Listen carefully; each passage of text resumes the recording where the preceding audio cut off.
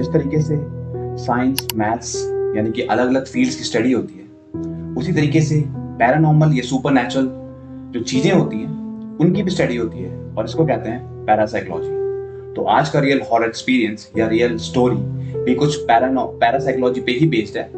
और आज का स्टोरी शुरू करने से पहले अगर आपको उस चीजों के बारे में जानने में इंटरेस्ट है या इस टाइप की स्टोरी सुनना अच्छा लगता है तो इस चैनल को सब्सक्राइब करिए और बेल आइकन को हिट करिए। तो आज की स्टोरी शुरू करते हैं। ये स्टोरी है अर्णव की।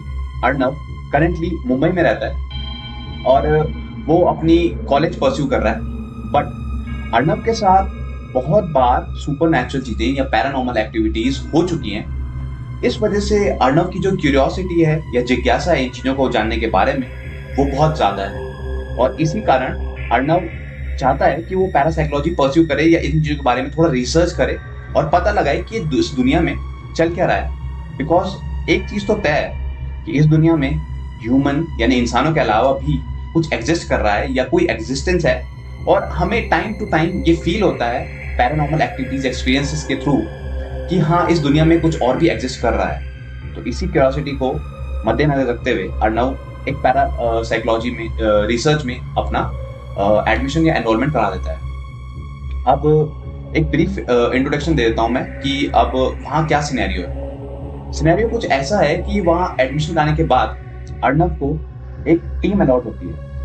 अब टीम में जो लीडर होता है वो अमित होता है, और अर्णव के अलावा भी उसकी टीम में दो और लोग रहते हैं, वो थे दीप और रजत। तो 4 लोगों का एक ग्रुप बनता है और फर्स्ट रिसर्च प्लान होती है, फर्स्ट एक्सकवेशन प्लान होता है। तो प्लान कुछ ऐसा होता है कि वो डिसाइड करते हैं कि हम लोग इस फिक्स दिन मिलेंगे और हम लोग जाएंगे हिमाचल। हमारा जो पहला ट्रैक या एक्सकवेशन होगा वो हिमाचल का होगा, और हमारा जो पहला एक्सप्लोरेशन होगा हम हिमाचल में करेंगे। तो एक दिन डिसाइड हो जाता है और डिसाइड करते हैं कि सुबह 7 बजे हम लोग कैसे भी वहां पे पहुंच जाएंगे। एंड फाइनली वो दिन आ जाता है जब उनको निकलना होता है, और निकलते हैं वो, और वो लोग ट्रैवल वगैरह करते हैं, सब कुछ एंजॉय करके वहां पे पहुंच जाते हैं। लेकिन अपने काम पे वो फिक्स ऑन टाइम पहुंच जाते हैं, मतलब ठीक 7 बजे पहुंच जाते हैं हिमाचल में।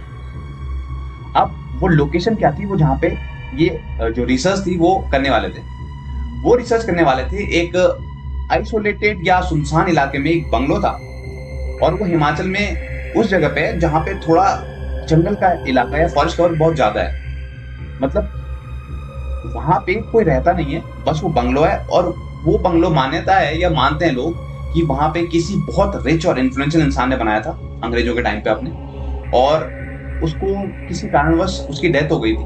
और तो वो कारण अभी पता नहीं चला था किसी को, या आज तक कभी पता नहीं चला था, पर उसकी डेथ हो गई थी और ऐसा मानते थे लोग। तो वहां पे वो पहुंच जाते हैं। तो वो लोग गाड़ी से जब पहली बार उस बंगलो के सामने उतरते हैं तो उन्हें बहुत क्रीपी और अजीब सी वाइब्स ऑन द स्पॉट वहीं पे आने लग जाती है। जब कभी हमें ऐसा फील होता है तो हमें भी लगता है कि यार अजीब सा है कुछ यहाँ पे, तो वही एग्जैक्टली अजीब सा वाली फील उन्हें भी आ रही थी वहां पे। बट उन्हें एक्सकवेशन करना था या रिसर्च करनी थी, तो वो लोग वहां पे अंदर घुस जाते हैं। तो मैं अब अंदर का सिनेरियो का ब्रीफ डिस्क्रिप्शन देता हूँ। हालत उस बंगलो की कुछ ऐसी थी कि उस बंगलो में पूरा घास वगैरह उग रखी थी, घास फूस उग रखा था, बिकॉज वहां पे बहुत टाइम से कोई आया नहीं था। दूसरा कि वहां पे बहुत ज्यादा धूल उड़ रही थी, बहुत सारे छोटे छोटे जानवर घुस रखे थे वहां पे, जैसे बिल्ली, छोटे छोटे जैसे तितलियां उड़ रही थी वहां अंदर, कुत्ते थे बैठ रखे वहां पे अंदर। जैसे जैसे उन्होंने सबको भगाया, और तो और वहां पे बाहर के जो पेड़ थे उनकी ब्रांचेस भी उस घर के अंदर घुस रही थी।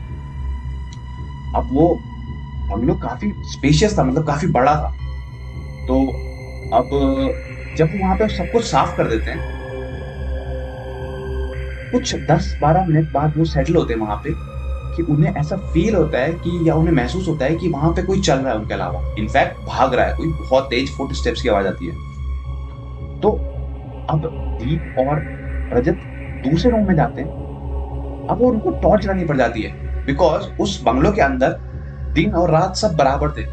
वहां पे अंधेरा पूरा था और डर उन्हें बराबर लग रहा था, जो कि रात में हमें जनरली लगता है कि यार हाँ अभी डर का माहौल है तो डर लग रहा है हमें, वैसा डर उन्हें दिन में भी लग रहा था वहां पे। तो रजत और दीप जब दूसरे रूम में जाके टॉर्च चलाते अपने फोन की, तो वो देखते कि वहां पे कुछ नहीं है, पर वो जो फुट स्टेप्स थे वो कहीं और से आने लग गए। अब मतलब वो जब उस रूम में पहुंचते हैं, पहले तो उन्हें लग रहा था कि उस रूम से आ रही है आवाज, बट जब वो किसी उस रूम में जाते हैं तो उन्हें लगता है कि वो आवाज किसी और रूम से आ रही है।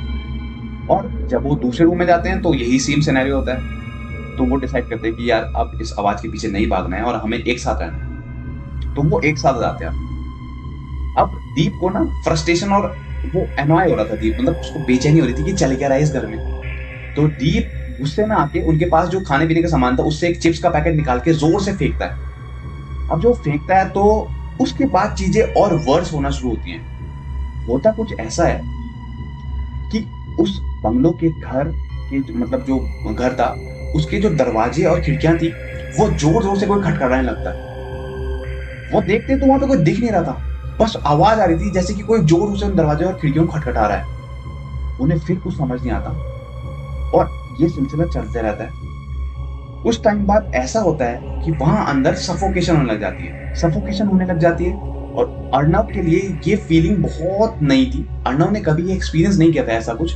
और अर्नब वहां पे फेंट हो जाता है सफोकेशन के कारण। और जैसे अर्नब फेंट होता है, आसपास के जो उस बंगलो में वुडन प्लैंक्स मतलब लकड़ी के जो तख्ते रखे थे वो गिरने लग जाते हैं। और वो खिड़कियां जो बज रही थी ना वो लाउडली बजती रहती हैं। उनको कोई नॉक करता रहता है और दरवाजे को नॉक करता रहता है। इस डर के कारण वो लोग सभी चारों बहुत डर जाते हैं कि चल क्या रहा है और ये बहुत क्रीपी और super natural type key thing हो रही थी उनके साथ। वो डिसाइड करते हैं कि अब हम यहाँ से निकल लेंगे, कैसे भी करके निकलेंगे यहाँ से। वो तीनों फ्रेंड डिसाइड करते हैं कि हम अर्नब को अपने साथ उठा देंगे। मतलब हम वो अर्नब तो चलने की हालत में था नहीं, वो फेंट हो चुका था, बेहोश हो चुका था। तो वो कोशिश करते हैं कि वो अर्नब को उठाएं और वो उठाते हैं उसे और वहां से भाग जाते हैं। जब तक वो गाड़ी तक पहुंचते हैं तब तक उनका जो दिल था वो बहुत जोर से हार्ट बीट उनकी जो बहुत जोर से चल रही थी। फाइनली जब वो गाड़ी के अंदर बैठते हैं तो थोड़ा थिंग्स नॉर्मल होती हैं और अर्नब को भी अब कुछ टाइम बाद होश आता है। तो अर्नब उनसे पूछता है तो वो बताते हैं कि तुम फेंट हो गए थे और हम कोशिश कर रहे थे फिर कि वहां से जितनी जल्दी हो सके निकलें। चीजें अर्नब के लिए बहुत नई थी और अब चीजें अर्नब के लिए खराब होना शुरू होती है। जब अर्नब घर पहुंचता है उसके बाद उसे बहुत तेज फीवर आ जाता है। हफ्ते भर के लिए फीवर चलता है और उस पूरे हफ्ते में अर्नब को ऐसा फील होता है कि उसके कान में कुछ कोई बोल रहा है उसका नाम बार बार, अर्नब अर्नब अर्नब, इस टाइप से अर्नब का नाम कोई बार बार बोल रहा है। अर्नब को कुछ समझ नहीं आ रहा था और फाइनली डिसाइड करता है अर्नब 2-4 दिन बाद कि मैं ये चीज अपने पेरेंट्स को बताऊंगा। जब अर्नब अपने पेरेंट्स को ये चीज बताता है तो अर्नब के मम्मी पापा डिसाइड करते हैं कि हम लोग एक पूजा रखेंगे घर में। तो वो एक पूजा रखते हैं घर में और उस पूजा के बाद जो पंडित जी वहां पे पूजा करने आए थे वो बताते हैं कि अर्नब के साथ एक जिन चल रहा है जिसे हम देख तो नहीं सकते बट अर्नब उसे महसूस कर पा रहा है बिकॉज अर्नब की जो एनर्जी है वो उस जिन की एनर्जी के साथ मैच हो रही है।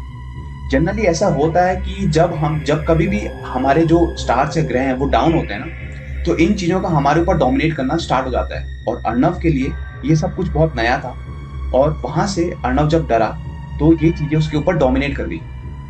तो अर्नब के साथ एक जिन चल रहा है या अर्नब पे एक जिन का साया है और पंडित जी हवन करते हैं। तो हवन के बाद फाइनली अर्नब के साथ चीजें नॉर्मल होना शुरू होती है। तो फाइनली अब अर्नब ठीक है और उसके साथ ये चीजें होती नहीं है। So this was a real horror experience of Arnav. I hope you like it. For other such videos, stay tuned. Till then, goodbye.